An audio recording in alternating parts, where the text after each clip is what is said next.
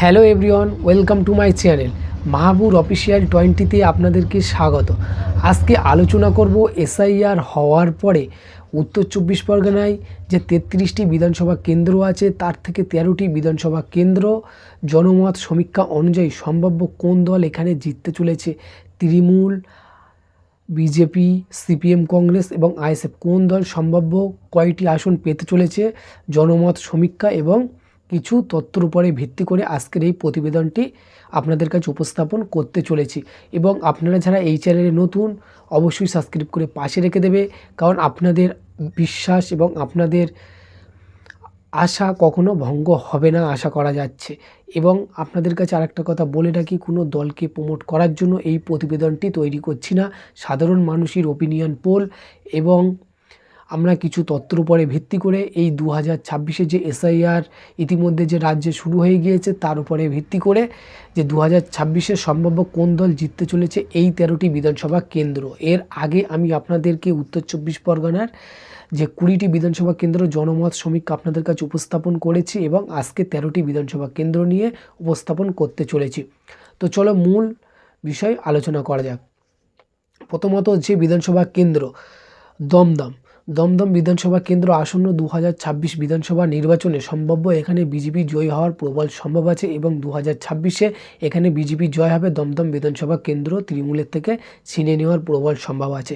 এবং দ্বিতীয় যে বিধানসভা হলো রাজারহাট নিউ টাউন বিধানসভা কেন্দ্রে এখানে আপনাদেরকে জানিয়ে দিই, এখানে তৃণমূল ভার্সেস বিজেপির হাড্ডাহাড্ডি লড়াই হবে, কিন্তু এই বিধানসভা কেন্দ্রটা হয়তো তৃণমূল জিততে চলেছে। তারপরে যে বিধানসভা হলো বিধাননগর বিধানসভা কেন্দ্র। আপনারা একটা জিনিস এখানে খেয়াল করবেন, এখানে কিন্তু বিজেপি আগের থেকে অনেকটা মজবুত করতে পেরেছে সংগঠন এবং 2026-এ যে নির্বাচন হতে চললো এই বিধানসভা কেন্দ্রটি কিন্তু তৃণমূলের হাতছাড়া হতে চললো। এখানে বিজেপি জয় হওয়ার প্রবল সম্ভব আছে। তারপরে যে বিধানসভা কেন্দ্র রাজারহাট গোপালপুর বিধানসভা কেন্দ্র আসন্ন 2026 বিধানসভা নির্বাচনে এসআইআর হওয়ার পরে এখানে বিজেপি জয় হওয়ার প্রবল সম্ভব এবং এখানে বিজেপি জয় হবে। তারপরে যে বিধানসভা কেন্দ্র মধ্যমগ্রাম বিধানসভা কেন্দ্রে এখানে সম্ভাব্য এখানে আইএসএফ এবং তৃণমূলের মধ্যে হাড্ডাহাড্ডি লড়াই হবে এবং এখানে হয়তো তৃণমূল জিততে পারে। তারপরে যে বিধানসভা হলো বারাসাত বিধানসভা কেন্দ্রে 2026-এ এসআইআর হওয়ার পরে যে নির্বাচন আপনারা দেখতে পাবেন, এখানে তৃণমূল বারাসাত বিধানসভাটা আবারও জিততে চলেছে। এবং তারপরে যে বিধানসভা হলো দেগঙ্গা বিধানসভা কেন্দ্র আসন্ন 2026 বিধানসভা নির্বাচনে দেগঙ্গা যতটুকু জনমত সমীক্ষা অনুযায়ী এখানে কিন্তু তৃণমূলের থেকে আইএসএফ এই দেগঙ্গা সিটটা ছিনিয়ে নেবে এবং এইটা আপনারা লিখে নেবেন, এই সিটটা কিন্তু আইএসএফ ছিনিয়ে নিতে চললো।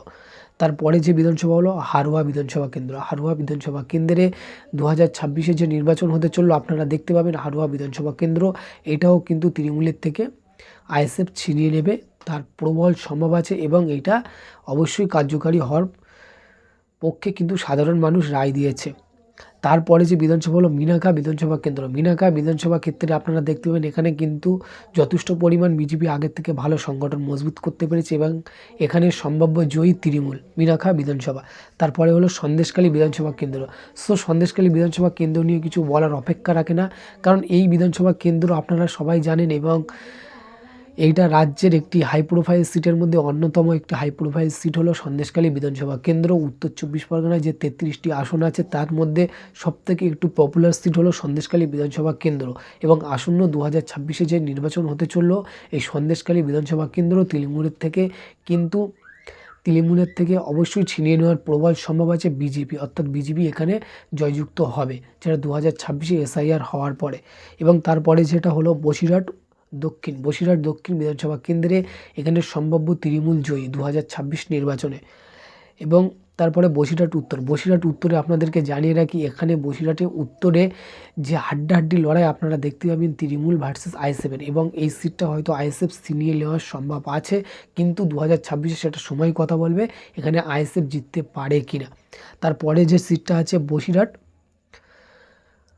উত্তর আপনাদের জানিয়ে দিয়েছি এবং হিঙ্গলগঞ্জ বিধানসভা কেন্দ্র ইতিমধ্যে যতটুকু জানা যাচ্ছে এখানে কিন্তু বিজেপি এবং তৃণমূলের প্রচণ্ড তৃণমূলের হাড্ডাহাড্ডি লড়াই আপনারা দেখতে পাবেন এবং এখানে কিন্তু কিছুটা হলেও তৃণমূল এগিয়ে থাকলেও এখানে কিন্তু বিজেপি হয়তো লাস্টের দিকে গিয়ে হয়তো জিততে পারে, যতটুকু সূত্র মারফত আমাদের কাছে আপডেট আছে। এবং এই যে 13টি বিধানসভা কেন্দ্র উত্তর 24 পরগনায় পড়ে, তার মধ্যে যে 13টি বিধানসভা কেন্দ্র আপনাদেরকে উপস্থাপন করলাম, অবশ্যই আপনাদের মতামত আপনারা কমেন্ট করে জানাবে এবং কেমন লাগলো ভিডিওটি অবশ্যই কমেন্ট করে জানাবে। এবং কোনো দলকে কিন্তু প্রমোট করার জন্য আমি প্রতিবেদনটা তৈরি করছিলাম না, আপনারা নিশ্চয়ই বুঝতে পেরেছেন। এবং এখানে আপনাদের কাছে আরেকটা কথা বলে রাখি, এখানে এসআইআর হওয়ার পরে কিন্তু রাজ্যের যিনি শাসক দল আছেন তার কিন্তু প্রচণ্ড ক্ষতি হতে চললো উত্তর 24 পরগনা এই 13টি বিধানসভা কেন্দ্রে। সো আপনারা অবশ্যই আপনাদের মতামত জানাবেন এবং আপনারা যারা এখানে নতুন এসছেন দয়া করে ভালো লাগলে সাবস্ক্রাইব করে পাশে রেখে দেবেন, কারণ এই চ্যানেলে আপনারা নিরপেক্ষ আপনারা ওপিনিয়ন পোল পাবেন, কারণ কোনো দলকে সাপোর্ট করে আমরা প্রতিবেদন তৈরি করি না। আপনারা অবশ্যই আপনাদের বিশ্বাস এবং আপনাদের মতামত অবশ্যই আপনাদের সাথে আমাদের সাথে শেয়ার আপনারা করতেই পারেন। এবং তাছাড়াও আপনারা যারা সন্দেশখালী বিধানসভা কেন্দ্র বা আদারওয়াইজ আপনারা যে সকল বিধানসভার নাম বললাম, আপনারা যদি কেউ ভিডিও দেখে থাকেন অবশ্যই কমেন্ট করে জানাবেন সম্ভাব্য এখানে কোন দল জিততে চলেছে। এবং আপনাদের মতামত অবশ্যই কমেন্ট করতে ভুলবেন না। এবং আবার নেক্সট কোনো ভিডিওয় আপনাদের সাথে দেখা হচ্ছে, ততক্ষণ সবাই ভালো থাকবেন।